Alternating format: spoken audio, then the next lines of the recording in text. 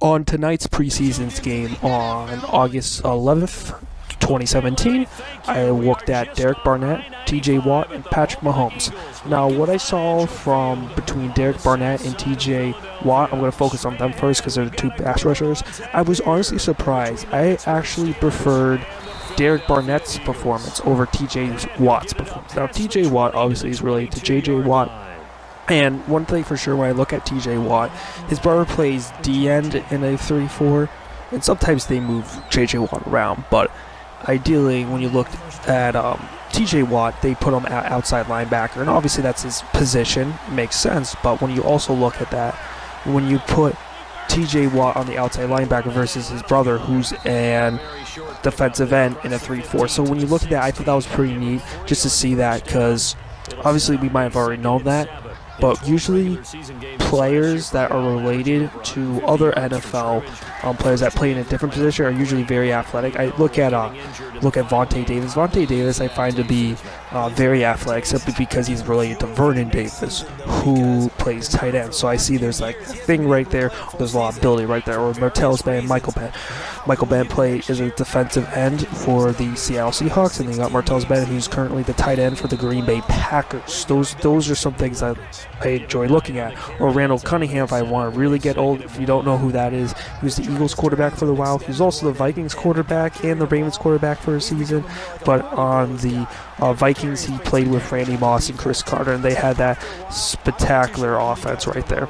And when you look at that Randall Cunningham, his cousin was Sam Cunningham, who was a running back for the New England Patriots back in the 70s and the 80s. So when you look at that, you see a lot of different level of athleticism right there. And Randall Cunningham could do a lot. He I think nailed an 80-yard punt or something absolutely ridiculous.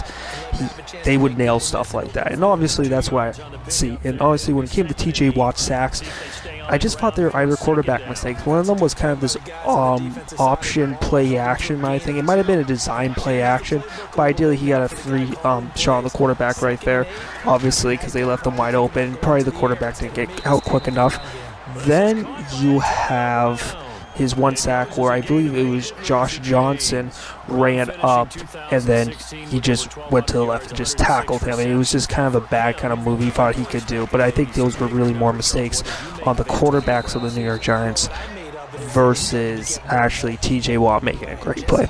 Now, when it comes to Derek Barnett is one of these players who I look out as it definitely lacks athleticism. I think one thing for sure is a guy who has a big influence on my YouTube channel is my brother Jim. Obviously, you might see him in the YouTube comment section and all that. You probably see him there. He's like usually there for most of the part, and he pointed out to me that Derek Barnett, I think he's kind of overrated because he's kind of small and he's not really that fast and all of that. Like, he's not really like one of these like pro type players. Like, he says you have to be fast for the position or you have to be big, and he has a good point there. There's a lot of great players out there that have that mechanic that he's talking about, and usually he gets it right on pass rushers. I think one thing was Jarvis Jones. He always likes to rail on Jarvis Jones, how he wasn't all too great obviously on the Steelers and whatnot.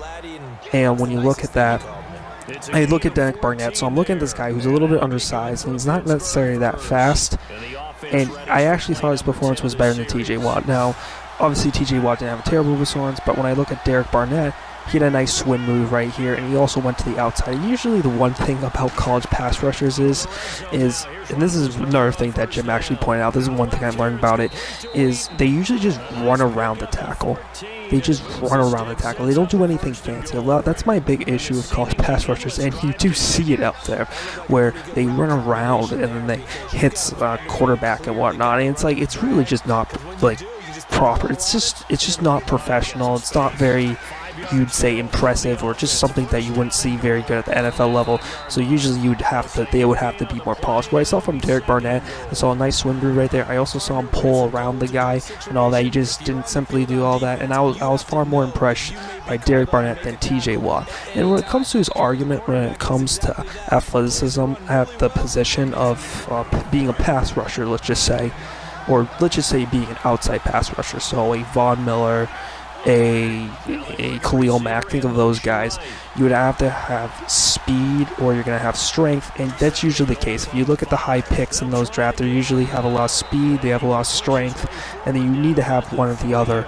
And sometimes it's kind of rare to have these players go undrafted and become stars in the league. And hell, maybe that's just most positions, but when it comes to pass rushers, I definitely feel that you look at the top 2 rounds of the draft, they're definitely more of pass rushers. I mean, Michael Strahan, I think he was a second-round pick and all of that. I think that if you look at Khalil Mack, obviously very high draft pick himself, Jadeveon Clowney, very high draft pick, Von Miller, very high draft pick. Those guys were all like the top 10 picks, the last 4 guys I named right there. So when you look at that, you usually have that, and that's a really good point because you really need that kind of athleticism, either you're really big or really fast. That's usually what helps at the position, but there are some things that does hurt the argument. Joseph Randle, pass rusher, D tackle for the Minnesota Vikings, was undersized. I believe he was 6 foot and he was like 290 pounds. He wasn't very fast. He ends up becoming very good, and maybe because he has this persistence. I think the one thing for sure about pass rushing in the NFL, the ones that can constantly pursue on every single play are the dominant ones. I mean, if you look at J.J. Watt, a lot of people compare him to LT, even though LT is probably better than J.J. Watt as of right now. But when you look at them, they can constantly pursue. That's something I also see from Joey Bosa, who I also really find good. And they have this constant pursuance. I think that's kind of what Joseph Randle does. But sometimes that's really hard to find in players, and usually it might be a little bit hard to see sometimes when they're playing in college about how long they can pursue when they're just so much better than their opposition, where they could just go around them and just all that. But the NFL level is really good, and obviously T.J. Watt still promising day, and obviously it's just preseason's preseason at the end of the day. And even though I thought Derek Barnett's thing was better, I think, or position was better, I think he was still, even though I'm not very high on him, I think he was still thrive just because of how underrated the Eagles front 7 is. I mean, they have Fletcher Cox, they got a bunch of guys, Simba right there, and Brandon Graham. Like, it's a very good group of guys right there. So, and then T.J. Watt, obviously he plays for the Steel Curtain out there in Pittsburgh. So obviously I think he's gonna produce, and obviously he's related to J.J. Watt and all. So obviously I have high hopes for him. Then you got Patrick Mahomes. Now, Patrick Mahomes, unfortunately, I didn't get to see a lot from him. I saw a little bit of his highlights. He looks more accurate than what he does in college, which is a good thing. And he looks like he has better footwork, which is also a good thing. My one concern was he wasn't throwing down deep down the field enough. Obviously, that's what you want to see in him, especially when you're the Kansas City Chiefs fans, and especially when you're so used to Alex Smith being a dink and dunker, or that one big play in the divisional round where Alex Smith completely missed a wide open Tyreek Hill. And it's not like he threw it to Tyreek Hill. Tyreek Hill was open down the middle of the field. And obviously Tyreek Hill, this should be one of his favorite targets.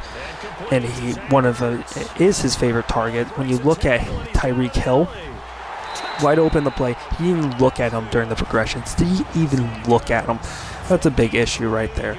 So when I look at that's why you brought in Mahomes. And now Mahomes, he has been compared to anywhere from Jay Cutler to Brett Favre. Now obviously that's a big freaking window from where he comes.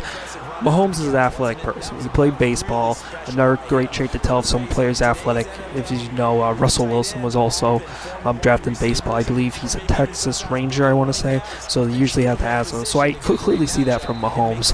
And Andy Reid, who isn't a bad quarterback coach, I think he's pretty good at it, is going to be working for him. I thought he didn't do a bad job, and I think Mahomes is the future. Now, when I was harsh on Mahomes and the thing, I wasn't really a big fan of them trading up for it, simply because I like players who are more polished versus players who are athletically gifted. But I kind of understand that they go to Andy Reid. Andy Reid understands how that works, and I thought he did a good job with Mahomes right there. And when I look at Mahomes, I definitely think he does have he definitely can have a future in the NFL. There's no question in my mind. But just because he just needs to be more polished and all of that. Now, another thing when I look at the next couple of days, I'm going to be out of town. I'm going to be traveling, so I will probably, if I do film anything, it will be discussion-based videos. Based on that, if a news comes off that some player got traded, or if Aaron Rodgers somehow like died or something, maybe I'll report that. But ideally, when it comes to news, it's going to be a lot harder. So if you do see a video in the next couple of days, it won't be in the similar video game format. It would be in the format of a discussion video with just my face in there. Alright guys, see you guys next time. Peace.